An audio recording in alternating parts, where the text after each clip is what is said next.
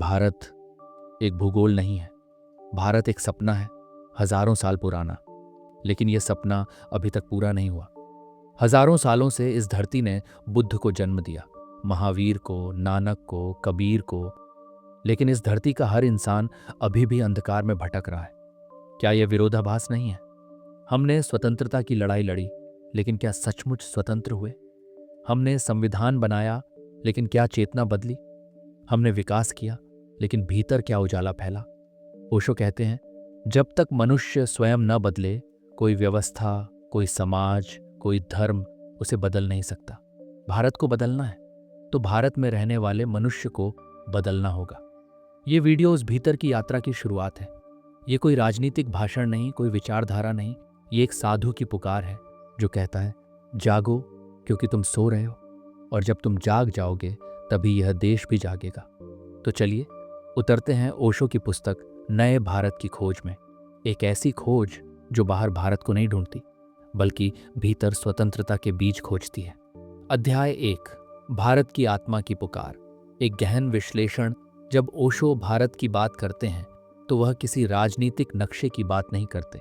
वे उस चेतना की बात करते हैं जो हिमालय से कन्याकुमारी तक बहती रही है। नदियों में, आर्षियों की आंखों में, उपनिषदों की वाणी में, मंदिरों की घंटियों में और आम भारतीय की धड़कनों में। उनके अनुसार भारत कोई भौगोलिक संज्ञा नहीं है, वह एक आध्यात्मिक उपस्थिति है। भारत का अर्थ केवल एक देश नहीं, बल्कि एक गहरी अनुभूति है जो हजारों वर्षों से जीवित रही है। लेकिन ओशो कहते हैं, आज भारत अपनी आत्मा को भूल चुका है। जैसे कोई इंसान भूल जाए कि वह कौन है, वैसे ही भारत भी भूल गया है कि उसकी पहचान क्या है। ये किताब और विशेषकर पहला अध्याय उसी विस्मरण की पड़ताल करता है। ओशो प्रश्न उठाते हैं, क्या हम अब भी वही भारत हैं जिसने बुद्ध, महावीर, पतंजलि, कबीर, नानक और मीरा को जन्म दिया था? क्या आज का भारत उस परम चेतना से जुड़ा हुआ है? ओशो यह स्पष्ट करते हैं कि भारत का सच्चा स्वरूप कभी भी भौतिक समृद्धि में नहीं था। हमारे यहाँ कभी विशाल साम्राज्य बने, लेकिन उन्होंने भारत की आत्मा को परिभाषित नहीं किया। हमारी असली पहचान थी आत्मा की खोज। यहाँ जन्म लेने वाला प्रत्येक जागरूक व्यक्ति जीवन को केवल जीने की कला के रूप में नहीं, बल्कि सत्य की खोज के साधन के रूप में देखता था। हमारे आर्षि मुनि जंगलों में गए, गुफाओं में ध्यान किया और स्वयं के भीतर उतरकर उस परम सत्य को खोजने का प्रयास किया। यही भारत की आत्मा थी। पर ओशो यह भी कहते हैं कि समय के साथ साथ यह आत्मा धूमिल होती गई। जैसे कोई दीपक धीरे धीरे बुझने लगे, वैसे ही भारत की आत्मचेतना भी बुझने लगी। विदेशी आक्रमणों, विशेषकर ब्रिटिश राज ने इस प्रक्रिया को तेज कर दिया। उन्होंने केवल भारत को गुलाम नहीं बनाया, उन्होंने भारतीय आत्मा को ही हीन भावना से भर दिया। अंग्रेजों ने हमें सिखाया कि हमारा इतिहास असभ्य है, हमारी परंपराएं पिछड़ी हुई हैं और हमारा अध्यात्म अंधविश्वास है। उन्होंने हमारी शिक्षा, हमारी भाषा, हमारे सोचने के तरीके को बदल दिया। ये सबसे खतरनाक गुलामी थी, मानसिक गुलामी। ओशो चेतावनी देते हैं कि जब कोई देश स्वयं को दूसरों की नज़रों से देखता है, तब उसका आत्मसम्मान मरने लगता है। भारत भी यही कर बैठा। हमने पश्चिमी नज़र से स्वयं को देखने की कोशिश की, और जब देखा कि हम उनकी तकनीक, विज्ञान और संगठन में पीछे हैं, तो हमने सोचा कि हम पिछड़े हुए हैं। लेकिन ओशो एक अहम बात कहते हैं, भारत जानबूझकर बाहर की दुनिया में पिछड़ा रहा क्योंकि उसकी यात्रा भीतर की ओर थी। यानी भारत ने बाहरी विकास को प्राथमिकता नहीं दी, क्योंकि वह समझता था कि अंतर्मन का विकास कहीं अधिक आवश्यक है। भारत ने ध्यान, मौन, समाधि और आत्मज्ञान को जीवन की पराकाष्ठा माना। यही थी हमारी संस्कृति, हमारी विरासत। पर अब भारत इस राह से भटक गया है। आज हम भी उसी दौड़ में शामिल हो गए हैं, भौतिकता, उपभोक्तावाद, शक्ति और प्रतिष्ठा की दौड़। ओशो कहते हैं, ये दौड़ हमें और भी खोखला बनाएगी, क्योंकि यह हमारी मूल प्रकृति के विरुद्ध है। लेकिन क्या सब कुछ समाप्त हो गया है? नहीं। ओशो कहते हैं कि भारत की चेतना अब भी जीवित है। जैसे किसी राख में अंगारे छिपे हों, वैसे ही इस देश में अब भी वह चेतना है जो कभी ज्ञान की लौ जलाती थी। लेकिन उस लौ को फिर से प्रज्वलित करने के लिए हमें भीतर झांकना होगा। हमें फिर से वही प्रश्न पूछने होंगे जो हमारे आर्षियों ने पूछे थे, मैं कौन हूं? मुझे क्यों जन्म मिला है?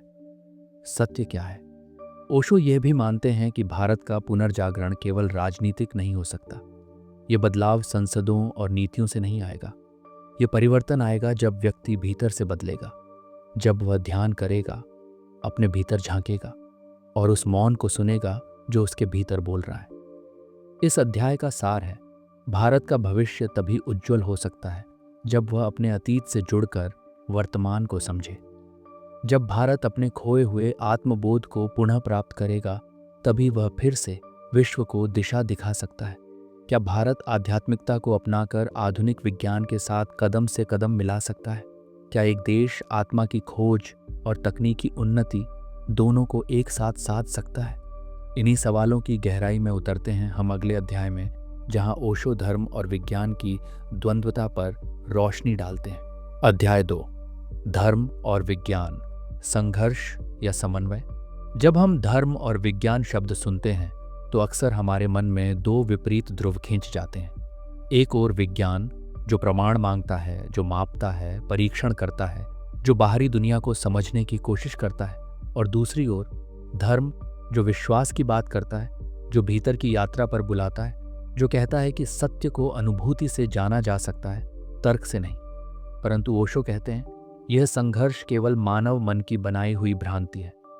वास्तविकता में धर्म और विज्ञान विरोधी नहीं, बल्कि पूरक हैं। ओशो ये अध्याय इसी मिथक को तोड़ते हुए शुरू करते हैं कि आधुनिक भारत को धर्म और विज्ञान में से किसी एक को चुनना होगा। वे स्पष्ट कहते हैं, भारत को अपनी आत्मा की गहराइयों में जाकर यह समझना होगा कि धर्म और विज्ञान दो पंख हैं, केवल एक से उड़ान नहीं भरी जा सकती। भारत की त्रासदी यह रही है कि हम या तो धार्मिक होकर विज्ञान से डर गए या वैज्ञानिक बनने के चक्कर में धर्म को अंधविश्वास मानकर त्याग दिया। ओशो बताते हैं कि भारत ने कभी धर्म और विज्ञान को दो विपरीत ध्रुवों के रूप में नहीं देखा था। हमारे पूर्वजों ने खगोल शास्त्र की भी खोज की और ध्यान की भी। उन्होंने आयुर्वेद भी दिया और योग भी। आर्यभट्ट ने शून्य की खोज की, लेकिन उसी भारत में पतंजलि ने समाधि की परिभाषा रच दी। ओशो कहते हैं ये दोनों धाराएं एक ही आत्मा से निकली थीं, एक ही भारत की संतान थीं। परंतु औपनिवेशिक मानसिकता, पश्चिमी शिक्षा प्रणाली और विज्ञान के गलत व्याख्यान ने भारत को इस भ्रम में डाल दिया कि अब उसे धर्म छोड़कर विज्ञान अपनाना होगा। ओशो इस पर करारा प्रहार करते हैं। वे कहते हैं कि पश्चिम की भौतिक उपलब्धियों से मोहित होना ठीक है, लेकिन अंधे होकर उसे अपनाना आत्मघाती होगा। विज्ञान अपने शुद्धतम रूप में जिज्ञासा है, जानने की चाह है, और धर्म भी अपने शुद्धतम रूप में अंतर्ज्ञान है, जानने की तीव्र प्यास। दोनों में फर्क सिर्फ दिशा का है। विज्ञान बाहर की ओर जाता है, ग्रह, परमाणु, रसायन और ऊर्जा की खोज में। धर्म भीतर की ओर जाता है, चेतना, आत्मा, मौन और समाधि की खोज में। दोनों खोज है और दोनों में सत्य है। ओशो यह भी कहते हैं कि भारत को चाहिए कि वह धर्म को पुरानी परंपराओं की जंजीरों से मुक्त करे और विज्ञान को भी अंधी उपभोक्तावादी मानसिकता से बचाए। धर्म का उद्देश्य है व्यक्ति को भीतर से मुक्त करना और विज्ञान का उद्देश्य है बाहरी दुनिया में सुविधाएं पैदा करना। अगर दोनों हाथ मिलाएं तो मानवता के लिए एक नया सूर्योदय संभव है। वह कहते हैं, यदि विज्ञान शरीर का यथार्थ है तो धर्म आत्मा का सत्य है, और दोनों को साथ लिए बिना कोई भी सभ्यता संपूर्ण नहीं हो सकती। भारत को अब अपनी भूमिका समझनी होगी कि वह एक ऐसा सेतु बन सकता है जो पश्चिम के विज्ञान और पूर्व के धर्म को जोड़ सके। ओशो इस अध्याय में आधुनिक शिक्षा प्रणाली की भी आलोचना करते हैं। वे कहते हैं कि आज हम अपने बच्चों को मशीनें बनाना सिखा रहे हैं, परंतु इंसान कैसे बनना है ये कोई नहीं सिखाता। विज्ञान हमें जानकारी दे रहा है, परंतु धर्म हमें बोध दे सकता है, और बिना बोध के जानकारी केवल विनाश का हथियार बन जाती है। बम बनाने वाला वैज्ञानिक बहुत कुछ जानता है, पर अगर उसके पास करुणा नहीं है तो वह ज्ञान भी जानलेवा हो जाता है। इसलिए ओशो कहते हैं कि हमें शिक्षा का पुनर्गठन करना होगा, विद्यालयों में ध्यान सिखाना होगा, विज्ञान और आत्मज्ञान को एक साथ पढ़ाना होगा। केवल तभी नया भारत जन्म ले सकेगा, एक ऐसा भारत जो बुद्ध का भी उत्तराधिकारी हो और भाभा का भी, जो ईश्वर की खोज में भी प्रवृत्त हो और ऊर्जा के रहस्यों में भी। अध्याय के अंत में ओशो एक बहुत ही सुंदर बात कहते हैं। जब तक विज्ञान और धर्म को अलग अलग रखा जाएगा तब तक या तो आत्मा मरेगी या शरीर, और जब दोनों एक हो जाए तभी संपूर्ण मनुष्य का जन्म होगा।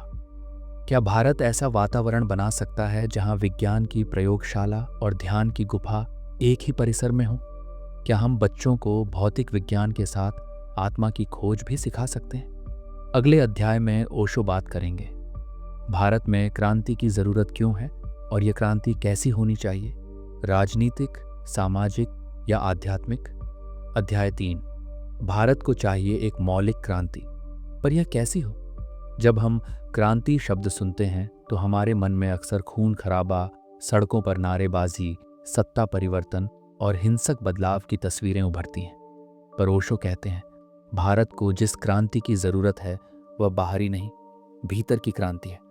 वह तलवार की नहीं, चेतना की क्रांति होनी चाहिए। ओशो इस अध्याय की शुरुआत एक साहसी वक्तव्य से करते हैं। भारत में अब तक जितनी भी क्रांतियां हुई हैं वे सब सतही थीं। उन्होंने ढांचे बदले, आदमी नहीं। उन्होंने उदाहरण दिए, सत्ता कभी मुगलों की थी, फिर अंग्रेजों की हुई, फिर भारतीय नेताओं की। लेकिन आम आदमी की दशा, मानसिकता, शोषण और अंधविश्वास, सब कुछ लगभग वैसा ही बना रहा। उनके अनुसार वास्तविक क्रांति वह होती है जो व्यक्ति के जीवन दृष्टिकोण को बदल देती है, और जब व्यक्ति की दृष्टि बदलती है तभी समाज बदलता है। भारत ने अब तक क्रांति की गलत दिशा में सोचा है। हमने बाहरी व्यवस्था बदलने की कोशिश की, लेकिन भीतर की गुलामी को नजरअंदाज किया। हम आजाद भारत में भी वही डर, वही धर्म के नाम पर पाखंड, वही जात पात, वही रूढ़ियां ढो रहे हैं जो गुलामी के दौर में थी। ओशो इस अध्याय में खासकर धार्मिक, सामाजिक और शैक्षणिक व्यवस्था की तीखी आलोचना करते हैं। वे कहते हैं हमारे मंदिरों में मूर्तियां हैं लेकिन जीवन नहीं, हमारे स्कूलों में किताबें हैं लेकिन सोचने की स्वतंत्रता नहीं, हमारे समाज में नियम हैं लेकिन करुणा नहीं। वे कहते हैं कि भारत को अब जरूरत है एक ऐसी ध्यान आधारित क्रांति की जिसमें व्यक्ति को अपने भीतर देखने की प्रेरणा मिले। ओशो बार बार इस बात पर जोर देते हैं कि यदि कोई देश अपने नागरिकों को खुद सोचने की स्वतंत्रता नहीं देता, अगर हर बच्चा अपने माता पिता, गुरु और समाज द्वारा थोपा हुआ सोचने के लिए मजबूर किया जाता है, तो वहां कोई वास्तविक परिवर्तन असंभव है। वह कहते हैं कि आज का युवा ही वह बीज है जिससे यह नई चेतना उग सकती है, बशर्ते कि उसे सोचने, प्रश्न पूछने और आत्म अन्वेषण की छूट दी जाए। लेकिन भारत का युवा या तो परंपराओं से दबा हुआ है या पश्चिम की नकल में गुम हो गया है।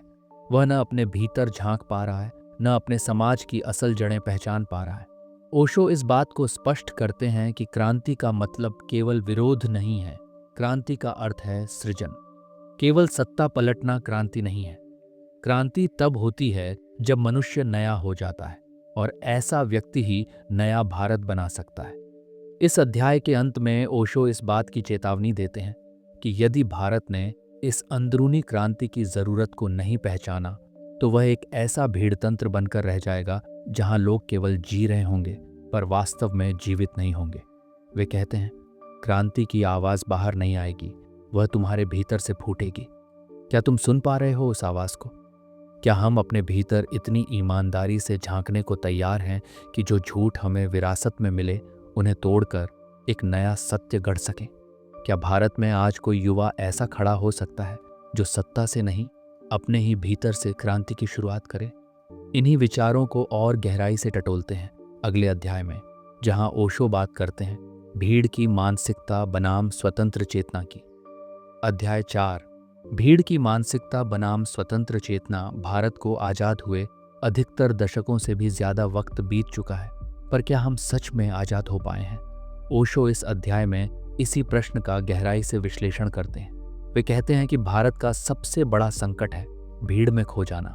हमारा समाज व्यक्तियों से नहीं, भीड़ से बना है, और जब तक व्यक्ति अपने भीतर की स्वतंत्र चेतना को नहीं जागृत करता तब तक कोई राष्ट्र वास्तव में नया नहीं बन सकता। भीड़ क्या है? भीड़ का कोई चेहरा नहीं होता, कोई आत्मा नहीं होती, वह केवल डर, अंधी नकल और आदतों से बनी होती है। ओशो कहते हैं कि भीड़ की मानसिकता में आदमी सोचता नहीं, वह बस अनुसरण करता है। वह जो देखता है वही करता है। जो सुनता है उसी पर विश्वास करता है, जो परंपरा कहती है उसी को अंतिम सत्य मान लेता है। वह अपने जीवन के फैसले, शिक्षा, विवाह, धर्म, विचार, यहाँ तक कि मृत्यु, सब भीड़ के फैसलों के अनुसार करता है। ऐसे में एक व्यक्ति मर जाता है, सिर्फ शरीर बचता है, चेतना नहीं।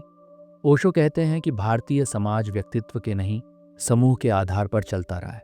जातियां, संप्रदाय, धर्म, परिवार, मान्यताएं, रीति रिवाज और यह समूह आधारित व्यवस्था व्यक्ति के भीतर जागने वाली स्वतंत्र सोच को कुचल देती है। भीड़ का धर्म और राजनीति पर कब्जा, धर्म के नाम पर जो कुछ भी चल रहा है वह ओशो के अनुसार धर्म नहीं, केवल भीड़ की परंपरा है। किसी मंदिर में जाना, एक खास तरह की पूजा करना, व्रत रखना, ये सब कर्म कांड तब तक धर्म नहीं बनते जब तक उनके पीछे स्वतंत्र समझ, प्रेम और मौलिकता न हो। ओशो कहते हैं कि ऐसा धर्म अंधा अनुकरण है। राजनीति में भी यही हुआ है। लोग दलों को सोचकर नहीं चुनते, भीड़ के आधार पर चुनते हैं। भीड़ जिसे नायक कह दे वही देश की तकदीर बन जाता है। किसी नेता के लिए लाखों की भीड़ जुटना यह नहीं दर्शाता कि वह सही है, ये केवल यह दर्शाता है कि वह भीड़ की मानसिकता को छूने में सफल हुआ है, न कि चेतना संपन्न इंसानों को जागृत करने में। शिक्षा और परिवार।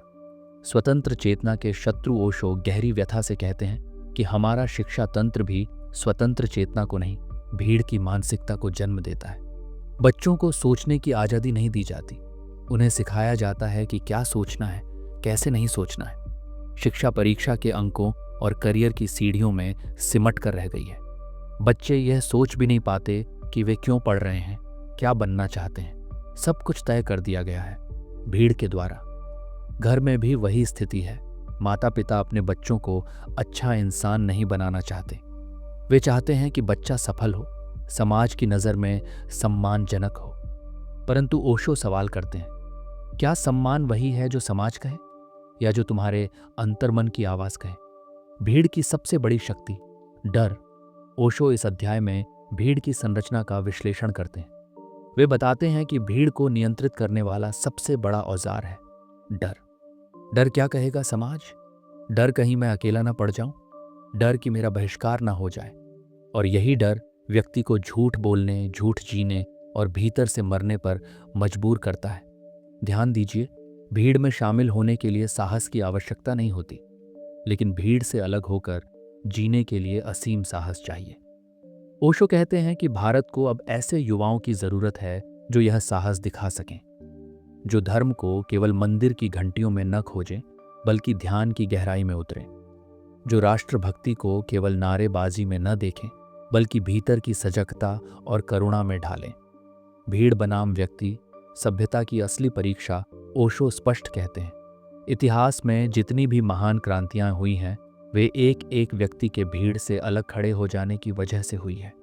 बुद्ध, महावीर, कबीर, नानक, ईसा, सुकरात, इन सभी ने भीड़ का विरोध किया।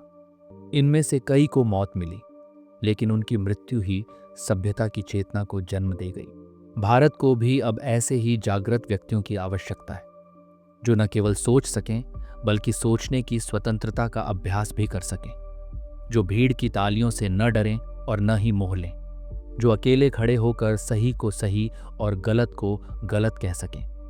एक नया भारत व्यक्ति की चेतना से ही जन्मेगा। ओशो कहते हैं, नया भारत तब पैदा होगा जब हर व्यक्ति भीड़ से बाहर निकलकर अपने भीतर की आवाज सुनेगा। जब माता पिता अपने बच्चों को यह कहेंगे कि जो तुम्हारा अंतःकरण कहे वही करो। जब शिक्षक छात्रों से कहेंगे सवाल करो, उत्तर मत रटो। जब नेता लोगों से कहेंगे मुझे नहीं, अपने विवेक को मत दो। ये भारत तब बदलेगा जब हर भारतीय अपने भीतर क्रांति लाएगा, और तभी सच में हम आजाद भारत कह सकेंगे। क्या आप अपनी भीड़ से बाहर निकलने को तैयार हैं? क्या आप अपने भीतर इतनी हिम्मत जगा सकते हैं कि बिना किसी समर्थन के अकेले खड़े होकर सच को स्वीकार सकें? अगले अध्याय में ओशो बात करते हैं शिक्षा की भूमिका और कैसे एक नई शिक्षा ही नए भारत को जन्म दे सकती है। अध्याय 5, शिक्षा, आजाद भारत की रीढ़ या बेड़ियां। ओशो इस अध्याय की शुरुआत एक गहन प्रश्न से करते हैं। क्या हमारी वर्तमान शिक्षा प्रणाली एक नया भारत गढ़ रही है या केवल पुराने सांचों में नए नाम भर रही है? वे कहते हैं कि आज के स्कूल, कॉलेज और विश्वविद्यालय मनुष्य को स्वतंत्र बनाने का कार्य नहीं कर रहे, बल्कि उसे समाज की मशीनरी में एक और पुर्जा बना रहे हैं। बच्चा जैसे ही स्कूल जाता है, उसकी मौलिकता, उसकी सहज जिज्ञासा और उसकी स्वतंत्र चेतना पर व्यवस्थित हमला शुरू हो जाता है।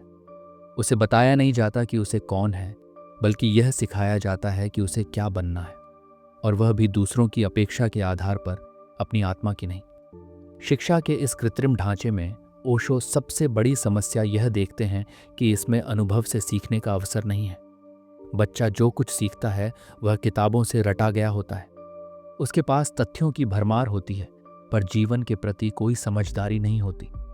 उसे सिखाया जाता है कि उत्तर क्या है, पर सवाल पूछना पाप मान लिया जाता है। ओशो कहते हैं, एक ऐसा समाज जो अपने बच्चों को सवाल पूछने से रोकता है, वह सभ्यता के विकास की प्रक्रिया को रोक देता है।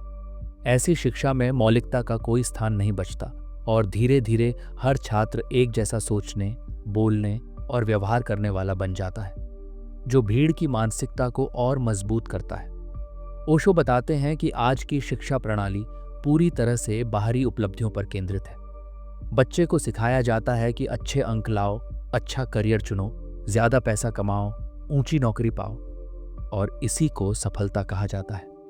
पर किसी भी स्तर पर यह नहीं सिखाया जाता कि सच्चा जीवन क्या है, आत्मा क्या है, ध्यान क्या है, मौन क्या है, प्रेम क्या है।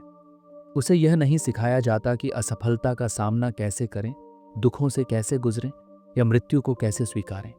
शिक्षा सिर्फ शरीर और बुद्धि को प्रशिक्षित करती है, आत्मा को नहीं छूती। एक और गहन बिंदु जिस पर ओशो जोर देते हैं वह है भविष्य की चिंता में जीने की आदत। आज का बच्चा कभी वर्तमान में नहीं जीता। उसे बचपन से ही सिखाया जाता है कि अभी पढ़ लो ताकि भविष्य अच्छा हो, और यह भविष्य कभी आता नहीं। जब वह कॉलेज में होता है तो उसे करियर की चिंता होती है, नौकरी मिलती है तो प्रमोशन की चिंता होती है, और आखिर में जीवन यूं ही चिंता में बीत जाता है। ओशो कहते हैं, सच्ची शिक्षा वह है जो व्यक्ति को वर्तमान में जीना सिखाए, और यह कला आज के किसी भी पाठ्यक्रम में शामिल नहीं है। ओशो यह भी स्पष्ट करते हैं कि एक ऐसी शिक्षा जो केवल बुद्धि को बढ़ाए और हृदय को अनछुआ छोड़े, वह अधूरी होती है। वे कहते हैं कि यदि भारत को वास्तव में नया बनाना है तो हमें ऐसी शिक्षा विकसित करनी होगी जो बच्चों को केवल जानकारी न दे, बल्कि उन्हें अपने भीतर की यात्रा के लिए प्रेरित करे। वह शिक्षा जो ध्यान, मौन, आत्मनिरीक्षण, करुणा और सृजनात्मकता को महत्व दे। वे कहते हैं, हम एक ऐसा मनुष्य चाहते हैं जो होशपूर्ण हो, जो निर्णय अपनी अंतरात्मा से ले सके, न कि समाज की भीड़ से डरकर। शिक्षा का सबसे बड़ा उद्देश्य यह होना चाहिए कि बच्चा अपने भीतर छिपी संभावनाओं को पहचान सके, न कि दूसरों की अपेक्षाओं को पूरा करने की दौड़ में अपनी मौलिकता खो दे। ओशो कहते हैं कि जब तक शिक्षक स्वयं ध्यान में नहीं होंगे, स्वयं स्वतंत्र नहीं होंगे, तब तक वे दूसरों को भी स्वतंत्र नहीं बना सकते। इसलिए वे एक पूरी नई शिक्षा क्रांति की बात करते हैं, एक ऐसी शिक्षा जो मनुष्य के होने को महत्व दे, उसके करने को नहीं। क्या हम अपने बच्चों को ऐसे स्कूल दे सकते हैं जो उन्हें जीवन की किताब पढ़ाए, न कि केवल पाठ्य पुस्तकों की? क्या भारत अब तैयार है ऐसी शिक्षा को स्वीकारने के लिए जो सिर्फ डॉक्टर, इंजीनियर और अधिकारी नहीं, बल्कि जागृत, करुणामय और स्वतंत्र मनुष्य पैदा करे? अगले अध्याय में ओशो आगे बढ़ते हैं राजनीति और सत्ता के खेल की दिशा में, जहां वे दिखाते हैं कि कैसे सत्ता आज भी व्यक्ति की चेतना को दबाने का माध्यम बनी हुई है। क्या आप जानना चाहेंगे, ओशो की नज़र में सच्चे नेता और राजनीतिज्ञ में क्या अंतर है? अध्याय 6, राजनीति, सत्ता का खेल या सेवा का माध्यम। ओशो इस अध्याय की शुरुआत एक गहरी टिप्पणी से करते हैं। भारत की राजनीति अब भी गुलामी के समय की ही मानसिकता से ग्रस्त है। सिर्फ शासक बदल गए हैं, शोषण का ढांचा वहीं का वहीं है। वे कहते हैं कि आज़ादी के बाद भारत को अगर सबसे ज्यादा किसी ने धोखा दिया है तो वह है राजनीति और नेता वर्ग। स्वतंत्रता की लड़ाई जिन मूल्यों के लिए लड़ी गई थी, सत्य, अहिंसा, न्याय, समानता, वे सब सत्ता की गद्दियों पर बैठते ही बेमानी हो गए। ओशो साफ कहते हैं कि आज की राजनीति सत्य का मार्ग नहीं, बल्कि सत्ता का व्यापार बन चुकी है। वहां विचार नहीं चलते, वहां चलता है स्वार्थ, छल और भीड़ को भड़काने का हुनर। ओशो बड़ी साफगोई से बताते हैं कि भारत की राजनीति अब विचारधाराओं की नहीं बल्कि व्यक्तियों की पूजा बन चुकी है। लोग नेता को देवता मान लेते हैं, उसके झूठ को सच, उसके अत्याचार को न्याय मान लेते हैं, क्योंकि उन्होंने सोचना बंद कर दिया है। ये वही भीड़ है जिसकी मानसिकता पर पिछले अध्यायों में चर्चा की गई थी, और अब वही भीड़ राजनीति की सबसे बड़ी ताकत बन गई है। नेताओं के चेहरे बदलते हैं, लेकिन राजनीति की आत्मा नहीं बदलती। ओशो कहते हैं, राजनीति में आकर मनुष्य जो सबसे पहले खोता है वह है उसका मनुष्य होना। सत्ता में आते ही व्यक्ति एक पद बन जाता है, एक इमेज, एक अहंकार जो जनता से कट चुका होता है। ऐसे में वह देश की सेवा नहीं करता बल्कि देश को साधन बना लेता है अपने अहंकार और वासना की पूर्ति के लिए। ओशो सत्ता की आकांक्षा को एक प्रकार का मानसिक रोग मानते हैं। वे कहते हैं कि जो व्यक्ति भीतर से अधूरा होता है, जो स्वयं से प्रेम नहीं कर पाता, जो ध्यान की शांति को नहीं जानता, वही सत्ता की प्यास में जलता है। वह सोचता है कि सत्ता मिलने पर उसे सम्मान मिलेगा, पहचान मिलेगी, पर भीतर की खालीपन को कोई सत्ता भर नहीं सकती। और जब ऐसे अधूरे लोग सत्ता में आते हैं तो समाज में अराजकता फैलती है। ऐसे नेता न तो न्याय दे सकते हैं न शांति, क्योंकि उन्होंने अपने भीतर इन्हें पाया ही नहीं होता। वे समाज को डर से चलाते हैं, लालच से चलाते हैं, हिंसा और विभाजन से चलाते हैं। उनका धर्म, जाति, राष्ट्रभक्ति सब केवल सत्ता पाने के हथियार होते हैं। लेकिन ओशो यहाँ केवल आलोचना में नहीं रुकते।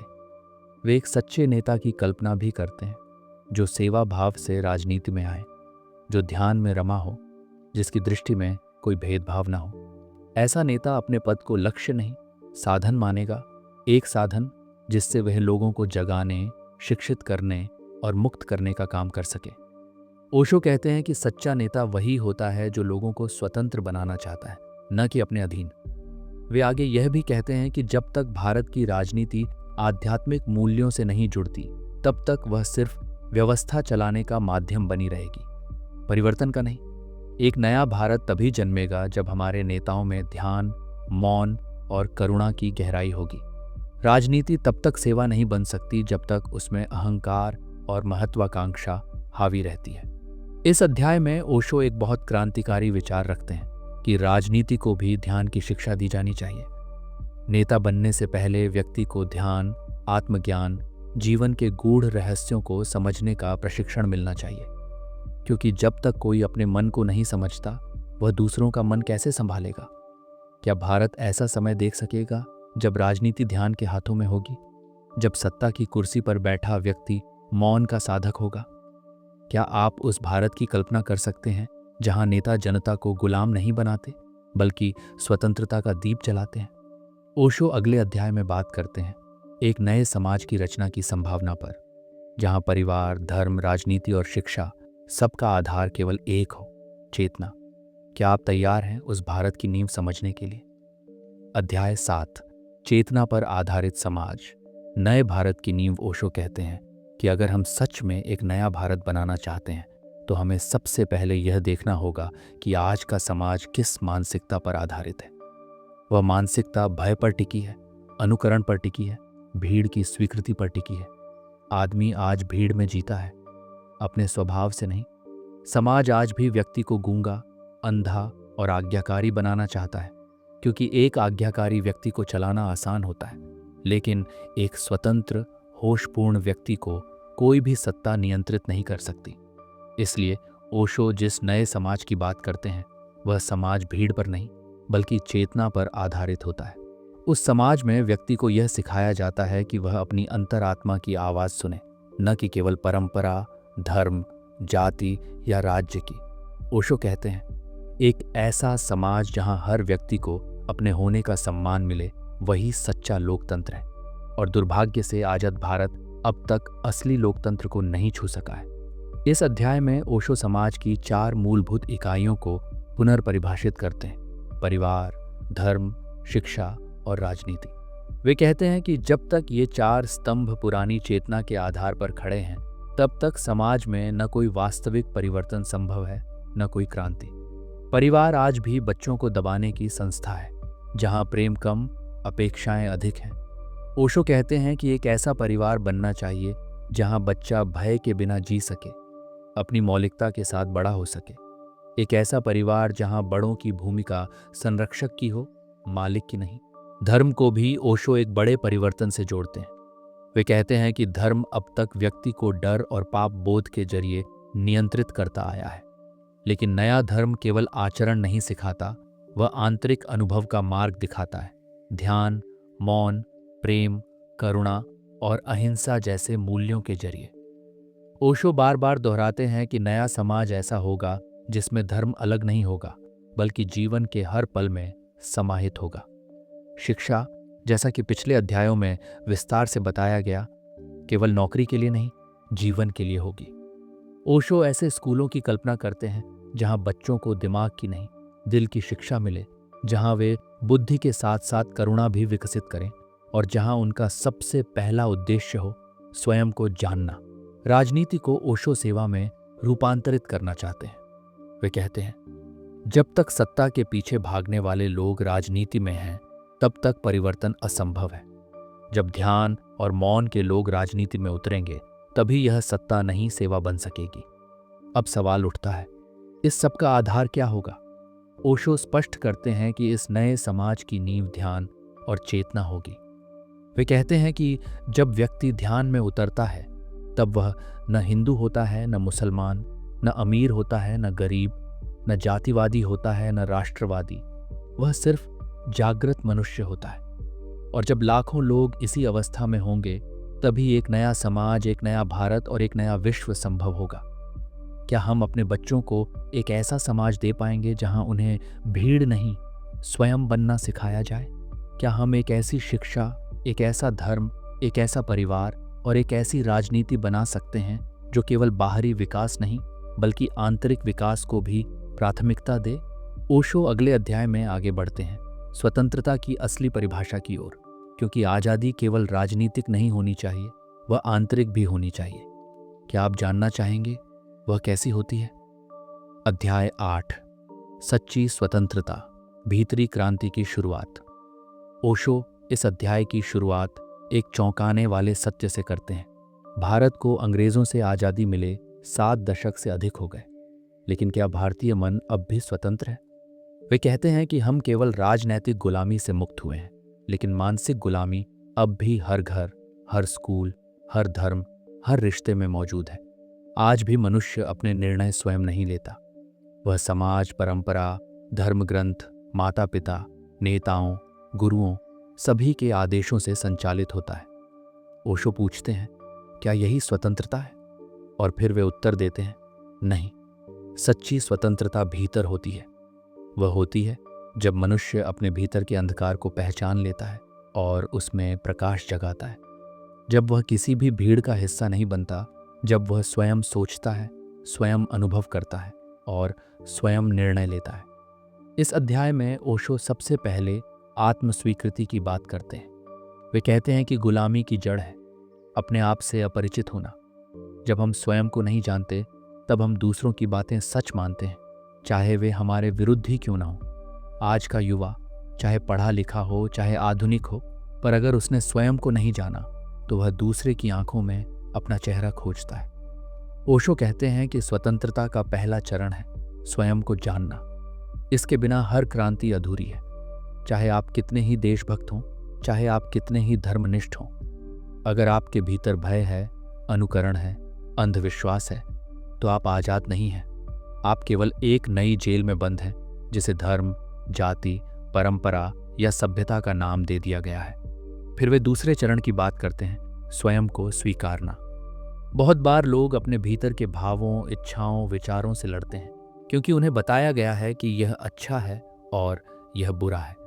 लेकिन जब तक हम अपने मन की पूरी छाया को नहीं देखते, जब तक हम अपने भीतर के अंधकार को स्वीकार नहीं करते, तब तक हम पूरे नहीं हो सकते, और अधूरे लोग कभी स्वतंत्र नहीं हो सकते। ओशो सिखाते हैं कि स्वतंत्रता का अंतिम और सबसे सुंदर रूप है अपने जीवन को पूरी जिम्मेदारी के साथ जीना, न कोई शिकायत, न कोई दोषारोपण। वे कहते हैं, एक आजाद मनुष्य कभी दूसरों को दोष नहीं देता। वह जानता है कि वह अपनी जिंदगी का कर्ता है और तभी वह सृजनशील हो सकता है, प्रेमपूर्ण हो सकता है, ध्यान में उतर सकता है। ओशो हमें चेताते हैं कि अगर भारत को वास्तव में आज़ाद देखना है तो हर व्यक्ति को भीतर से स्वतंत्र बनना होगा। नहीं तो हम केवल एक झूठी आभा में जीते रहेंगे, एक ऐसी आभा जिसमें झंडे लहराएंगे लेकिन आत्माएं कांपती रहेंगी। क्या हम केवल भारत माता की जय बोलकर स्वतंत्र हो सकते हैं, या हमें अपनी अंतरात्मा में भी यह जय घोष सुनाई देना चाहिए? क्या आप तैयार हैं उस आज़ादी के लिए जो बाहर नहीं, आपके भीतर जन्म लेती है? ओशो अगले अध्याय में इस स्वतंत्रता के व्यावहारिक रूप की बात करते हैं। वह दिखाते हैं कि कैसे ध्यान और जागरूकता की साधना से व्यक्ति न केवल मुक्त होता है बल्कि समाज को भी नई दिशा देता है। क्या आप जानना चाहेंगे ध्यान कैसे बन सकता है एक नए भारत का क्रांतिकारी औजार? अध्याय 9, ध्यान, नए भारत की मौन क्रांति। ओशो इस अध्याय की शुरुआत एक गहरे, बेचैन कर देने वाले प्रश्न से करते हैं। अब तक भारत में जो भी क्रांतियां हुई उन्होंने व्यवस्था को बदला है, लेकिन क्या मनुष्य को बदला है? इस प्रश्न के पीछे उनका उद्देश्य केवल अतीत की समीक्षा करना नहीं, बल्कि इस सच्चाई को उजागर करना है कि कोई भी बाहरी परिवर्तन तब तक स्थायी नहीं होता जब तक व्यक्ति की चेतना में मूलभूत बदलाव न आए। ओशो के अनुसार अगर भारत को सचमुच नया बनाना है तो उसकी शुरुआत संसद से नहीं, भीतर से होगी, और यही भीतर की यात्रा है ध्यान। ध्यान को ओशो किसी विशेष धर्म, विधि या परंपरा से जोड़े बिना एक ऐसी जीवन दृष्टि के रूप में प्रस्तुत करते हैं जो व्यक्ति को स्वयं का साक्षी बना देती है। वे कहते हैं कि ध्यान वह अवस्था है जहां मनुष्य अपने विचारों, भावनाओं, इच्छाओं और स्मृतियों को किसी तीसरे व्यक्ति की तरह देख सकता है, न उनसे लड़ते हुए, न उन्हें दबाते हुए, बल्कि केवल उन्हें देखते हुए जागरूक होकर। और जब देखने की यह कला परिपक्व होती है तब व्यक्ति के भीतर एक मौन क्रांति जन्म लेती है। वह क्रांति जो किसी को चोट नहीं पहुंचाती लेकिन सबको बदल देती है। इस अध्याय में ओशो बार बार ये स्पष्ट करते हैं कि ध्यान कोई मानसिक व्यायाम नहीं है, न कोई योगाभ्यास। ये कोई गतिविधि नहीं है, बल्कि गतिविधियों से हटकर एक गहन उपस्थिति में उतरने की प्रक्रिया है। वे कहते हैं ध्यान का अर्थ है तुम जहां हो वहीं पूरी तरह उपस्थित हो जाना, न अतीत की यादों में भटकना, न भविष्य की चिंता में खो जाना, बस इस क्षण को पूरा जीना, पूरे होश के साथ। और जब व्यक्ति यह करना सीख लेता है तो उसकी भीतर की अराजकता शांत हो जाती है, उसका जीवन एक नए संतुलन में आ जाता है। ओशो ध्यान को केवल आत्मिक मुक्ति का साधन नहीं मानते, बल्कि एक व्यवस्थात्मक परिवर्तन का आधार भी मानते हैं। वे कहते हैं कि जब तक मनुष्य का मन भयभीत, लोभी, प्रतिस्पर्धी और प्रतिक्रियावादी है, तब तक वह जो भी समाज बनाएगा वह उन्हीं मूलभूत समस्याओं से ग्रस्त रहेगा। इसलिए अगर हमें सचमुच शांति, न्याय और सौहार्द से भरा समाज चाहिए तो सबसे पहले उस मनुष्य को बदलना होगा जो इस समाज को रचता है। और ध्यान यही करता है, वह मनुष्य की भीतर की गंदगी को साफ करता है, बिना हिंसा, बिना संघर्ष, केवल जागरूकता की रोशनी से। ध्यानशील व्यक्ति ओशो के अनुसार न तो कट्टर होता है, न प्रतिक्रियावादी। वह न धर्मांध होता है, न भोगी। वह न दुनिया से भागता है, न उसमें खो जाता है, बल्कि वह एक संतुलन में जीता है जहां वह बाहरी दुनिया में पूरी तरह उपस्थित होता है, लेकिन उसकी जड़ें भीतर जुड़ी होती हैं। ऐसा व्यक्ति ही नया भारत रच सकता है, एक ऐसा भारत जो सिर्फ जीडीपी से नहीं बल्कि मानव चेतना के स्तर से भी समृद्ध हो। ओशो युवाओं से विशेष रूप से अपील करते हैं कि वे ध्यान को केवल एक आध्यात्मिक विलासिता न माने, बल्कि इसे एक क्रांतिकारी जिम्मेदारी की तरह अपनाएं। वे कहते हैं तुम अपनी क्रांति के नारे तो बहुत जोर से लगाते हो, लेकिन ध्यान का मौन उतना ही जरूरी है, क्योंकि बिना ध्यान के तुम्हारी क्रांति सिर्फ एक और उथल पुथल बन जाएगी। अंत में ओशो ध्यान को भारत के पुनर्जागरण की मूल चाबी कहते हैं।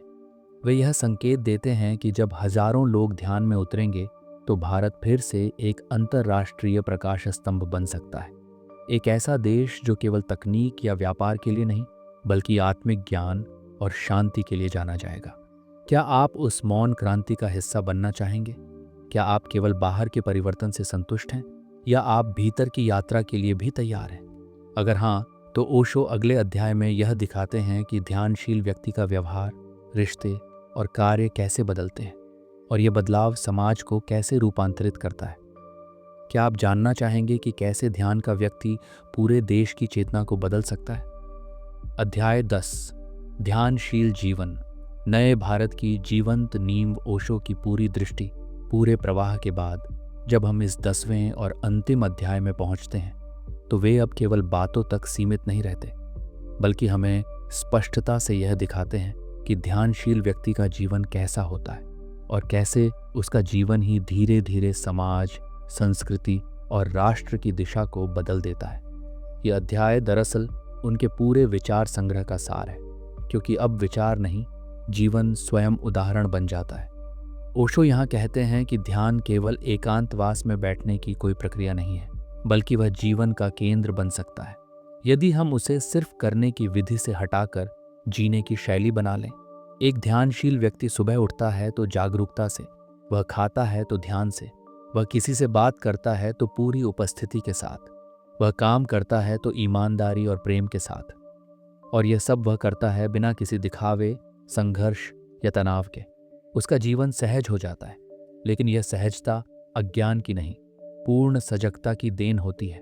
ओशो यह स्पष्ट करते हैं कि ध्यानशील जीवन का मतलब समाज से कट जाना नहीं है। इसका अर्थ है समाज में रहकर, लेकिन उसकी अंधी भीड़ का हिस्सा न बनना। ध्यानशील व्यक्ति बाजार में जाता है, घर परिवार में होता है, नौकरी करता है, लेकिन वे हर जगह अपने केंद्र से जुड़ा हुआ रहता है, और यही केंद्र वह जगह है जहां से वे हर निर्णय लेता है, बिना अतीत के दबाव और भविष्य के भय के। उसकी सोच स्वतंत्र होती है, उसकी दृष्टि साफ होती है और उसका दिल करुणा से भरा होता है। यही 3 गुण, जागरूकता, स्वतंत्रता और करुणा, नए भारत के नागरिक की पहचान बन सकते हैं। यहाँ ओशो एक और अहम बात करते हैं। ध्यानशील व्यक्ति राजनीति नहीं करता, लेकिन उसका जीवन स्वयं राजनीति से अधिक प्रभावशाली हो जाता है, क्योंकि वह सत्ता पाने की होड़ में नहीं पड़ता, लेकिन उसका मौन और संतुलन लोगों को आकर्षित करता है। वह किसी को जीतने की कोशिश नहीं करता, लेकिन लोग उसके पास खींचे चले आते हैं। ये वही शक्ति है जो महावीर, बुद्ध और कबीर के पास थी, और यही वह ऊर्जा है जिससे भारत की आत्मा फिर से जाग सकती है। ओशो के शब्दों में, भारत का भविष्य किसी प्रधानमंत्री के हाथ में नहीं, बल्कि उन लोगों के हाथ में है जो भीतर की सत्ता को जान चुके हैं। ध्यानशील जीवन केवल व्यक्ति को नहीं बदलता, वह रिश्तों को भी नया आकार देता है। अब रिश्ते स्वार्थ पर नहीं, समझ पर टिकते हैं। अब संवाद प्रतिस्पर्धा का नहीं, सहयोग का होता है। अब शिक्षा रटन प्रणाली नहीं, खोज की प्रेरणा बनती है। और यही बदलाव धीरे धीरे स्कूलों, घरों, संस्थाओं और व्यवस्थाओं तक पहुंचता है। यही वह जड़ है जिससे नए भारत का वृक्ष फूट सकता है, और जब उसकी शाखाएं फैलेंगी तब वह फिर से विश्व गुरु बन सकता है, लेकिन इस बार अहंकार से नहीं, प्रकाश से। ओशो इस अध्याय का अंत एक आत्मीय संदेश से करते हैं।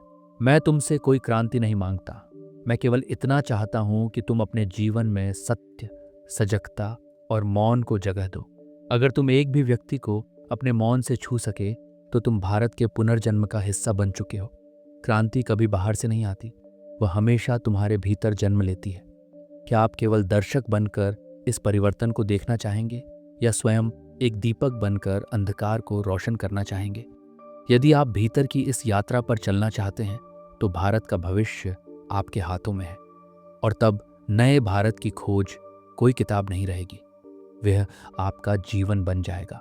यहीं ओशो की यह विलक्षण पुस्तक समाप्त होती है, लेकिन शायद आपकी यात्रा यहीं से शुरू हो।